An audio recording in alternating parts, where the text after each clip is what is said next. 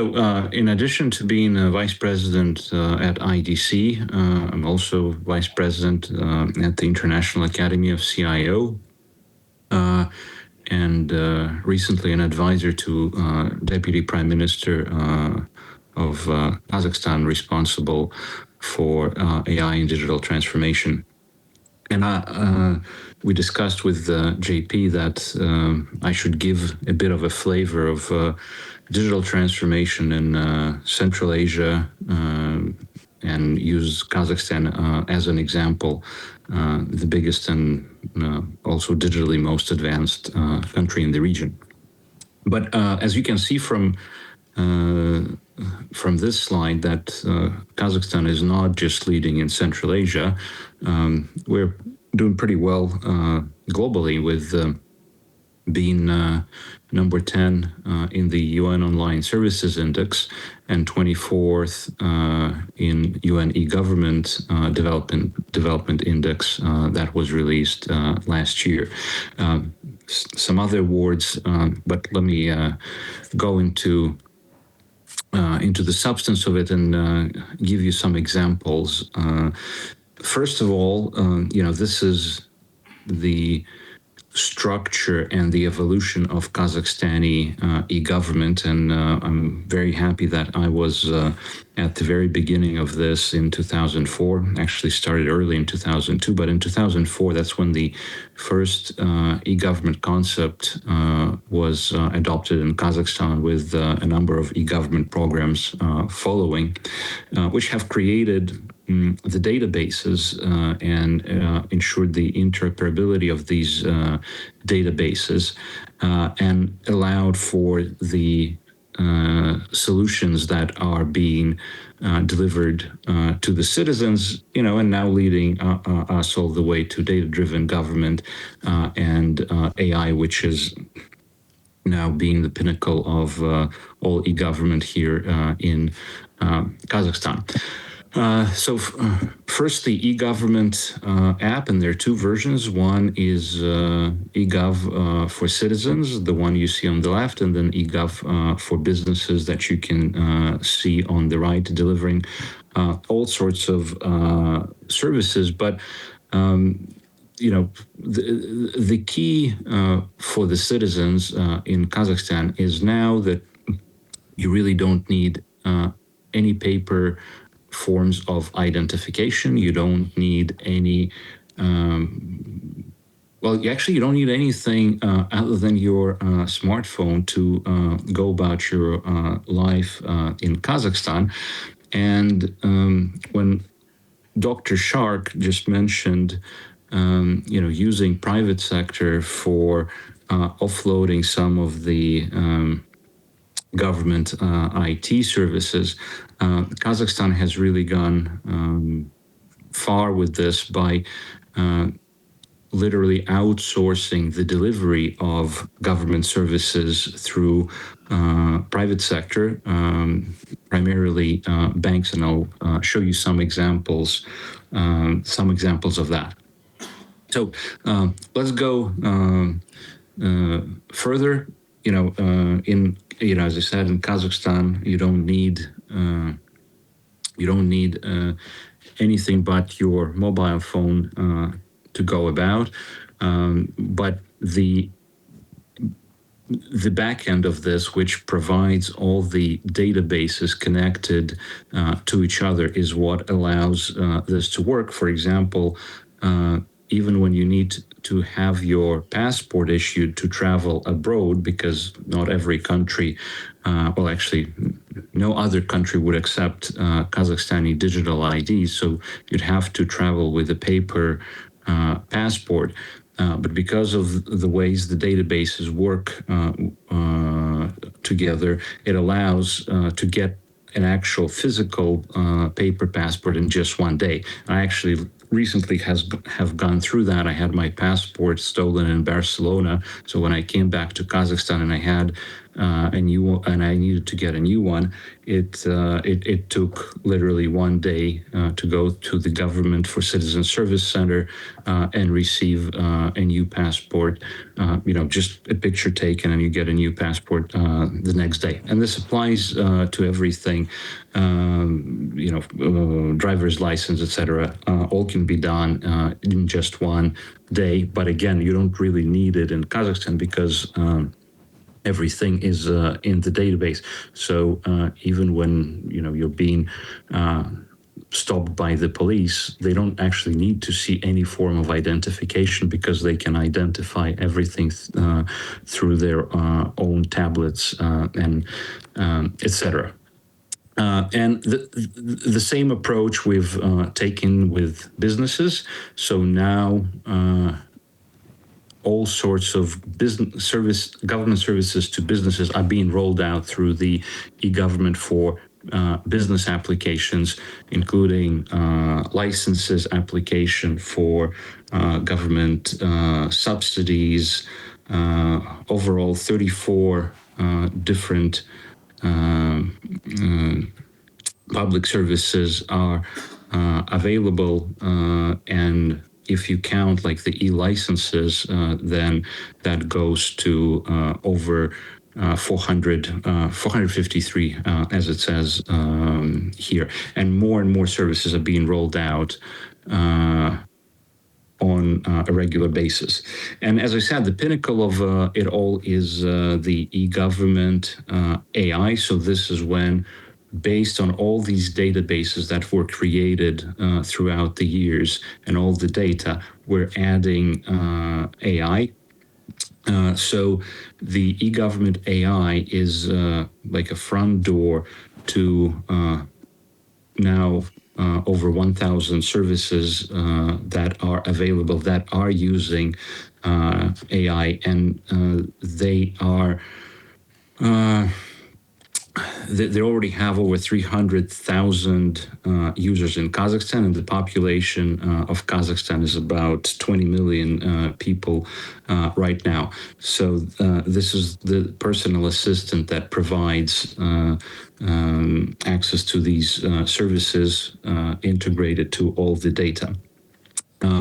Based on that, national AI platform has been rolled out, which is like a factory to create AI agents.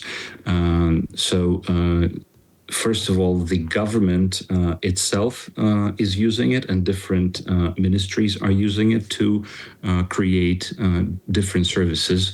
An example of that service is Kazakh Law, which is a project that, like a special legal assistant to help users understand and navigate through legal documents, that was created on that platform. Another one is an AI assistant, which is like a GPT model that has been developed in Kazakhstan and is being developed.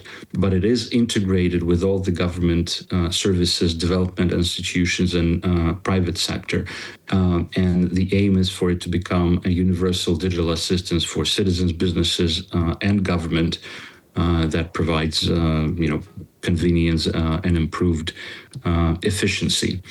And yet another one is, we call it e-Otinish AI.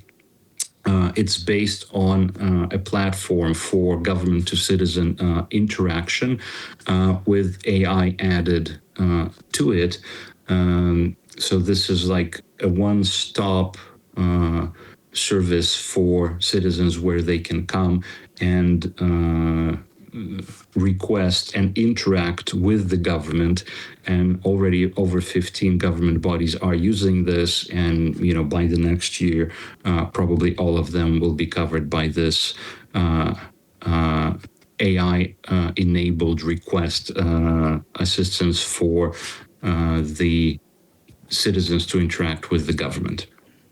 The next service is Smart Bridge, which is a marketplace for government data, and it allows to provide services through partner ecosystems and primarily the private sector.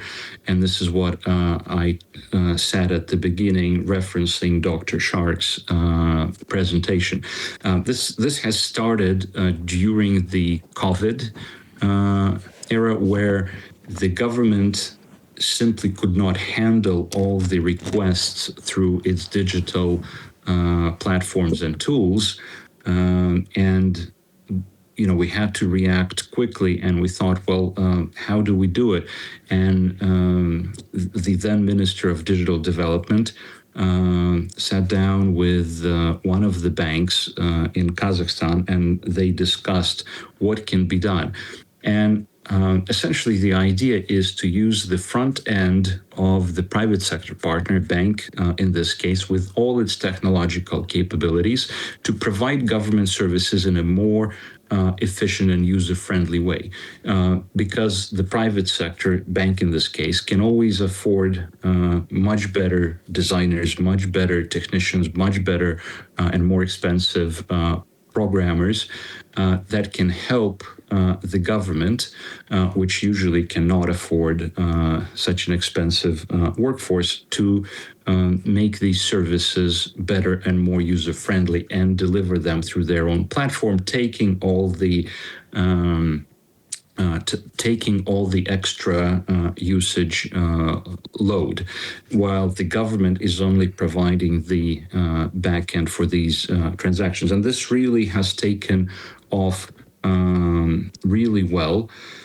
One of the example is a car sales and a registration that happens fully on the bank's super app, with only limited number of data being pulled from the government and the transaction happening in the government database.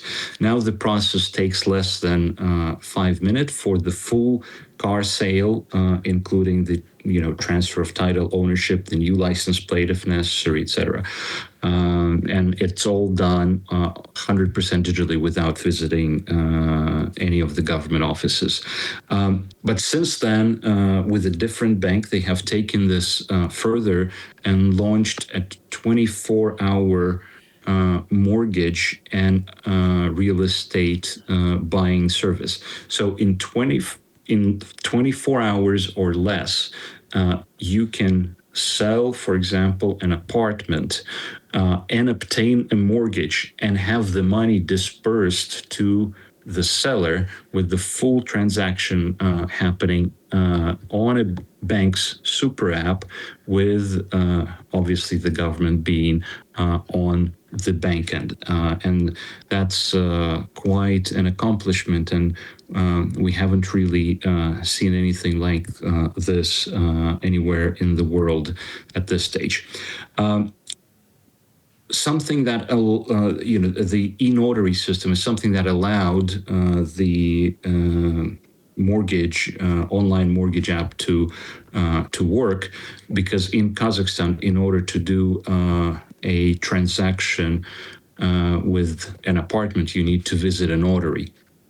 So an e-notary system was implemented that allowed to do this.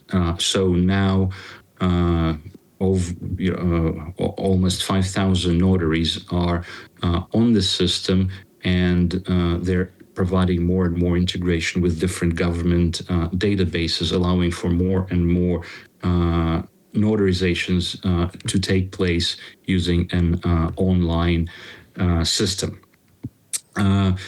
Smart Data Ukimet, this is a government data lake. I'm not going to stop too much on that. A digital family card. This is an interesting concept where we have mapped all families in Kazakhstan and identified the problems that they're having.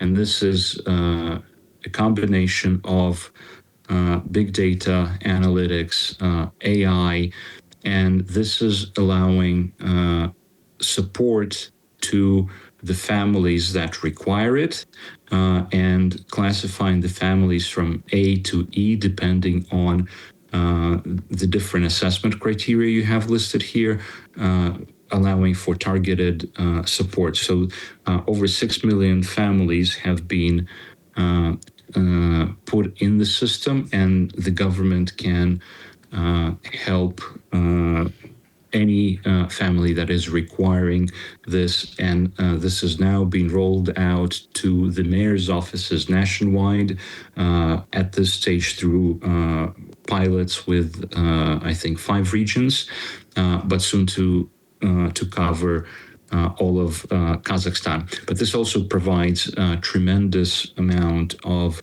analytics for the government. And the last one is the social wallet. So this is an app that is to provide and disperse state support to socially vulnerable citizens that require this. And it's very transparent, and it is providing vouchers, it is providing prescriptions for the categories, vouchers for food, fuel, etc. And what's important that this is taking place off the banking system. So those that are, have, no credit score, really bad credit score, that own money, there is no actual, physical cash being, not physical cash, but the actual money being involved. This is all done within the apps, through different vouchers, etc. And now the plan is to use the social wallet to disperse crypto tenge that will be issued, that can be used only for certain only for certain purchases that are allowed, and most importantly, tracking this to make sure that this is not used for other payments. That is it from me, JP. I tried to be as fast as possible. If we have time for questions, I'll be happy to answer them. Thank you, Andrew, and tremendous. There's all the benefit, but it relates to some of the risk. So Bob Ledig, who was a financial services attorney for many years and co-heads up a financial and technology research center, we were talking about the time to settlement for banks, and how it used to be several days, and the several days to settlement provided a buffer in case there was fraud. And so with the 24-hour settlement electronically for a mortgage, what is the thinking about if there's a risk for fraud, or what recourse might there be? And then kind of a second question too, for the 6 million families, how are considerations of privacy viewed? So when it comes to selling an apartment, there are two things. It will only work in 24 hours if both the buyer and the seller are verified by the government as, trustworthy and okay to go with the transaction, just like it happens with the car. So government is doing the checking on that side. When it comes to the money and the mortgage, this is on the bank's side, and the bank is taking that risk. So the government is ensuring that there is an apartment, that this person actually owns the apartment, and this person buying an apartment is okay to buy that apartment. So this is what is being checked by the government. And then the bank is checking that, well, that person has the money. The bank is making the assessment for the mortgage, and the bank is taking all the risks with the payments. With regards to mapping of the families, this is on the government side, and I would say there is, a significantly different view of privacy in Kazakhstan and the U.S. So in general, people are okay with the government having this assessment of their well-being, and because the government is not trying to help the ones that are okay. The government is trying to help the ones that are socially vulnerable, and in the recent years there have been a lot of misuse of the government funds. So essentially, families that were not doing so bad were actually getting the funding. So the taxpayers that are paying the taxes, they don't want to be supporting the families that are not requiring the support. So they are, in general, okay with the government doing some additional insights into the ones requiring the receipt of the government support, Thank you. financial support. One last question, then perhaps another one. So for the population overall, so there's a tech-savvy aspect of the population, but then some of the population that are not that tech-savvy, or perhaps some of the more older or rural population. So how is the overall capacity building, and how has the government gone about promoting the adoption of these electronic services across all of society? Yeah.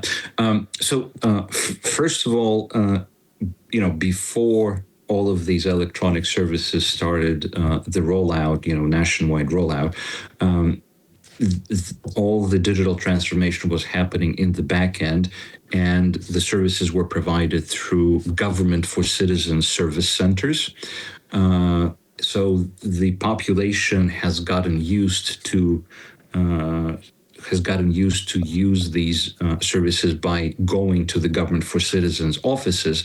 But when the app came out, it essentially replaced the going to the government for citizens service center and using that through the app. And the private sector has done actually an amazing work and help in that area, because Kaspi Bank, the one that is, was the pioneer in providing government services through its super app, it became a de facto number one payment tool in Kazakhstan, and it replaced most of the cash payments. So Kazakhstan, I don't remember the exact figure, but we're using very little cash. It's all in online payment services through apps. So everyone was already using Kaspi app to do the payments. So when the government started offering its services through the same banking app that everyone was used to, it was a very, very easy and fast adoption. So right now, as long as you have access to the internet, and most of Kazakhstan does, you can get all the government services through the app. Thank you, Andrew. And one last question, and then we'll let you go to retire for the evening. So our last question for Andrew. Poomporn, perhaps you can ask a question. Hi, Andrew. It's Poomporn. Can you see? Poomporn, yes. Great to hear you. Yeah, great to see you as well. It's just the question about when the government try to develop new services to the citizen. From your presentation, it seems like the government make a decision to push this sort of, not responsibility, but to put the sort of expertise to the private sector. How can the government make a decision criteria to select which vendor would be the most suitable one? Okay, so it is, and it was a very complicated question. So first of all, the decision was made that any government service to be provided through a private sector should be offered with at least two different providers, right, to ensure that there is no monopoly. Right, and if there are at least two providers, then they compete with each other, right, and they watch each other. And if there is any wrongdoing, they call it out, right? So that was number one decision. Number two, government integration would happen with only a service provider that has at least 100 plus users, right? To make sure the government doesn't spread thin, supporting, every startup, right? You need to be pretty big to start offering government services. And then there is a very long checklist in terms of the security, in terms of the IT and technical capabilities, cybersecurity, information security, et cetera, that requires when you're integrating with the government. It's a pretty strict and pretty expensive way to go about this. So it's a very complex system of scoring different providers. Does that help? Yes. Thank you, Andrew, and thank you for staying up, and thank you for your really interesting presentation, and also leadership in Central Asia and digital services. So thank you. Yeah, I should have been there, JP. I'm very, very sorry I missed you all. But again, the passport in Kazakhstan is very fast, to be reissued, unlike the US visa, which takes more than a month to get. Wow, a month, that would be fairly fast, I think. So thank you. More than a month. Yeah, more than a month, So, okay. yeah, I had less than a month, and they told me that's not going to be possible. So, unfortunately, I missed you guys. Okay. Thank you, Andrew. Okay, bye-bye. All right, take care. Thanks for having me. Thanks.